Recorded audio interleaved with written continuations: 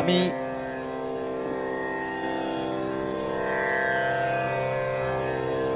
এই যে বুদ্ধামৃত যিনি লিখেছেন তিনি আমাদের মধ্যে আজকের আছেন।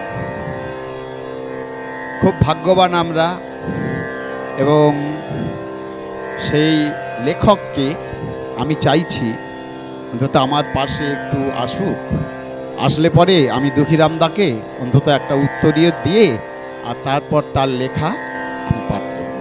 তাই আমি একটু ডাকছি সহদেব মণ্ডল মহাশয়কে, যার ডাক নাম হচ্ছে, আপনারা শুনলে একটু মনে মনে হয় কষ্ট পাবেন না শান্তি পাবেন। তার ডাক নাম হচ্ছে দুঃখীরাম।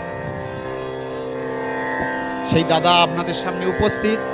আমি সেই দাদাকে সশ্রদ্ধ প্রণাম জানিয়ে এবং আমার পিতামাতা এবং শ্রদ্ধেয় ভক্তমণ্ডলী মানে ভান্তেজির আমাদের বুদ্ধ ভক্ত বা বুদ্ধের অনুসারী বৃন্দ যারা আছেন তাদের সামনেই আমি তাকে সম্বর্ধনা জানাচ্ছি।